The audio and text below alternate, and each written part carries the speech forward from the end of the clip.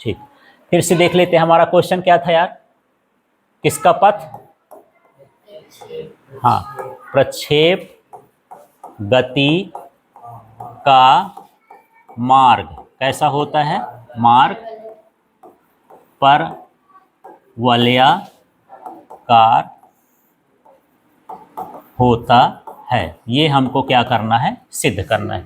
अब चित्र देखो, चित्र के लिए सबसे पहले हम क्या करेंगे? दो अक्ष बना लेते हैं। ये वाला क्या कहला गया? मान लो y, और ये वाला क्या कहलाया? x। मैं x y इसलिए बना रहा हूँ कि ये कौन सी गति होती है? द्विमीय, तो मुझे दो विमा लेना पड़ेगा। अब इसमें हम क्या करते हैं कि जब वस्तु को फेंकते हैं तो इधर से चलते हुए यहाँ पर आकर के गिर जाती है। ठीक है, क्लियर हो गया। जिस गति से फेंकेंगे उसको हम क्या दर्शाते हैं? u, प्रारंभिक वेग। इसका मान क्या हो गया? u हो गया। और यहाँ पर जिस कोण से फेंकते हैं वो प्रक्षेप का कोण क्या हो गया? थीटा हो गया। ठीक है, इसके बाद इसका नाम रख देते हैं कि यहाँ पर ये क्या है? o है। अब यहाँ पर इसके घटक करेंगे तो ये क्या हो जाएगा? u x का मान क्या हो जाएगा? u cos theta. ठीक है, इसी तरह से इसके त्वरण की बात कर लें तो इस दिशा में त्वरण क्या होता है? शून्य, माने कोई अन्य त्वरण नहीं लगता, केवल गुरुत्वीय त्वरण लगता है। तो गुरुत्वीय त्वरण ऊपर या नीचे लगता है। ठीक है, तो यहाँ पर ये हो जाएगा u y बराबर क्या हो जाएगा? u sine theta. इसके त्वरण का मान क्या हो जाएगा यार?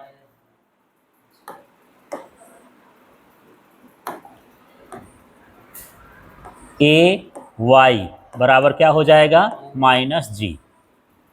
ठीक है, क्लियर हो गया। अब हमको यही बताना कि इसका मार्ग कैसा होता है? परवलयाकार होता है। सिद्ध करके बताओ, ये क्वेश्चन है। ठीक, तो इस चित्र के बारे में सबसे पहले लिख देंगे कि माना कोई वस्तु प्रक्षेप गति करती है। पहला क्या हो गया? माना कोई वस्तु प्रक्षेप गति करती है जिसका प्रारंभिक वेग u, प्रक्षेप कोण थीटा है। इसे दो घटकों में वियोजित किया जा सकता है। एक नंबर डाल के क्या? ux बराबर u cos थीटा, uy बराबर u साइन थीटा। चलो यार फिर से बोलो तो। हाँ बोलो तो। माना कोई वस्तु प्रक्षेप गति करती है, फिर इसको बोलो, जिसका प्रारंभिक वेग u है। हाँ, ये तो पहले ये भी बोलना, प्रक्षेप कोण थीटा है, फिर इसे दो घटकों में वियोजित किया जा सकता है। एक नंबर ux बराबर u cos थीटा और uy बराबर u साइन थीटा। ठीक है, काम खत्म हो गया।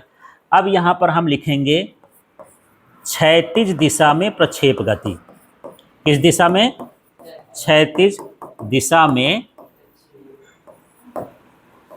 प्रक्षेप गति के द्वितीय समीकरण से। कौन सा समीकरण हमको लेना है? द्वितीय समीकरण। अब क्षैतिज दिशा क्या कहलाती है? ये जो इधर जा रही है x दिशा, ये क्षैतिज कहलाती है। जो ऊपर जा रही है वो ऊर्ध्वाधर दिशा कहलाती है। ठीक, तो अभी मैं दूसरा समीकरण बताया था। दूसरा समीकरण क्या होता था? s equal to u t plus half a t square. तो उसी सूत्र को x बना के लिखना है। तो यस की जगह क्या हो जाएगा? x, फिर यू टी था तो मान लो मैं you t plus half a t square ये लिख दिया। बस यहाँ पर क्या लगा देना है? x। यहाँ पर भी क्या लगा देना है? x। समझ में आया? इसमें अब मान रख देना है। x की जगह x रखा, ux का मान देखो क्या है? ये u cos थीटा। यहाँ क्या हो जाएगा? u cos theta. और t की जगह में क्या रख दिया? t plus half. ax का मान देखो जी 0। ax है ना यार, ax का कितना है? 0। और यहाँ पर क्या हो गया? T square. सारे मान रख दिए। ax का मान इसलिए 0 होगा क्योंकि ये गुरुत्व के अधीन गति करती है, तो सिर्फ गुरुत्वीय त्वरण ही इस पर लागू होगा, बाकी त्वरण लागू ना होंगे। ax भी त्वरण है और ये ay भी त्वरण है। ax वो त्वरण है जो हम फेंक रहे हैं, लेकिन हम फेंकने के बाद अब फ्री हो गए ना, उसको पकड़ के तो मैं खींच नहीं रहा हूँ, मेरे बस का नहीं है। ये जो ax है मेरा है, ठीक, और जो ay है वो किसका है? पृथ्वी का है। तो ax का मान क्या रहेगा? 0, क्योंकि फेंकने के बाद फिर वो मेरे कंट्रोल में नहीं है। पत्थर फेंक दिया, बोला कि रुक जा, धीरे हो जा, कुछ ना होगा, वो धरती के अधीन काम करेगा। इसलिए यहाँ पर इसका मान कितना है, 0 है। समझ में आ गया इतना? ठीक, अब इसको और आगे हल करते हैं। तो x बराबर क्या बनेगा, ये u cos थीटा और t, ये 0 है तो सब कुछ तो 0 हो जाएगा। ठीक है, अब आगे के स्टेप में देखो, मुझे यहां से t निकालना है यार। तो t बराबर बताओ कितना आ जाएगा, इसका पक्षांतर कर दो, क्या आ जाएगा, x बटे cos theta, u cos theta. देख लो, है ना, ये जो है ये वाला हिस्सा ये कहाँ चला जाएगा, इसके बटे में चला जाएगा, पक्षांतर ऐसे होगा ना। ठीक है, हाँ, तो ये आ गया। अब हमको किस दिशा में निकाल देना है, ऊर्ध्वाधर दिशा में, पूरा यही लाइन निकलेंगे। तो यहाँ पर क्या लिखेंगे यार, अब ऊर्ध्वाधर दिशा में प्रक्षेप गति के कौन से समीकरण, द्वितीय समीकरण।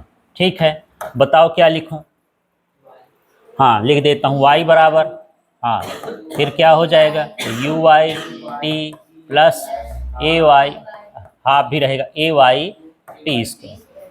ये पूरा समीकरण यही वाला लिख दिया हूँ, बस जहाँ जहाँ x था वहाँ वहाँ क्या कर दिए हैं, y कर दिए हैं। अब इसमें मान रख देते हैं यार। ठीक है, तो मैं y की जगह y रख दिया। यू वाई का मान देखो, ये है यू वाई, है ना, यू वाई का मान क्या है, u साइन थीटा। t का मान बताओ यार,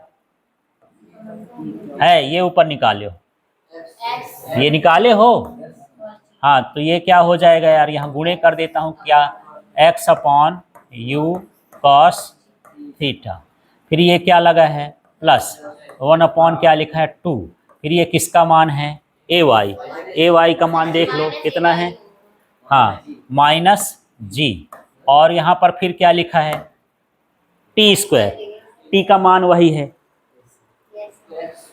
ना। तो ये क्या हो जाएगा, x बटे यू कॉस थीटा, और इसका हमको पूरा का क्या करना है, स्क्वायर लगा देना, मान भरा रख देना और कुछ नहीं करना। ठीक है, अगले स्टेप में देखो, u बराबर, अब इसको जमा के लिखना है, ये x बटे कॉस थीटा आया था, हाँ ठीक है, तो ये बताओ, ये u और ये u कैंसिल हो गया, साइन थीटा बराबर क्या होगा, साइन थीटा बटे कॉस थीटा बराबर क्या होगा, टेन थीटा। तो यहाँ पर क्या बचा हमारे पास, ये बचा टेन थीटा और इनटू क्या बचा, x। साइन थीटा बटे कॉस थीटा को हमने क्या लिख दिया, टेन थीटा, फिर x है तो x लिख दिए। ठीक है, आगे के स्टेप में देखो, ये क्या है, माइनस, ये क्या है, यहाँ क्या लगा दूँ, माइनस। ठीक है, अब यहाँ पर ये मैं g लिख देता हूँ, ऊपर लिख देता हूँ g, x का स्क्वायर करोगे तो क्या हो जाएगा, x स्क्वायर। ये जी एक्स स्क्वायर समझ में आया कैसे आया है, ये g हुआ और ये क्या हो गया, x स्क्वायर, ये कर दिया। अब इसका भी स्क्वायर खोलो नीचे वाले का, तो क्या हो जाएगा, u square cos square theta. अब क्या बच गया, 2, तो बटे में 2 भी लिख देते हैं, इस तरह से जमा के लिख देंगे। ठीक है, अगले स्टेप में यहाँ पर x वाले भर को बचाना है, बाकी सारी चीज़ को हटा देना है। तो यहाँ पर मैं लिखता हूँ y बराबर, इसको जो ये टेन थीटा है इसको मान लेते हैं a, ये हो गया ax, और इसमें भी x बचाना है, बाकी इस सारी को हटा देना है और उसको मान लेना है माइनस b एक्स स्क्वायर। ठीक, बता रहे हैं। तो a बराबर क्या मान लिए हम लोग, टेन थीटा, और b बराबर क्या माने हैं, g अपॉन क्या माने हैं, 2u square cos square theta.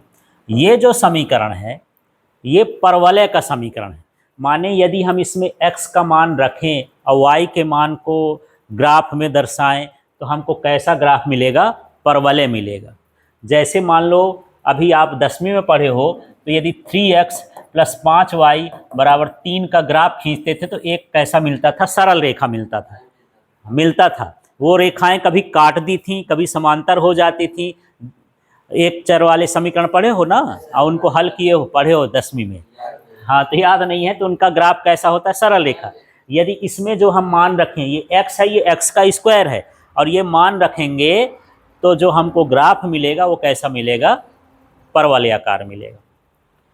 ठीक है, तो इस तरह से हम बता सकते हैं कि जो प्रक्षेप की गति का मार्ग होता है वो कैसा होता है, परवलयाकार। क्योंकि ये जो समीकरण आता है ये किसका समीकरण है, परवलय का समीकरण है। ठीक है।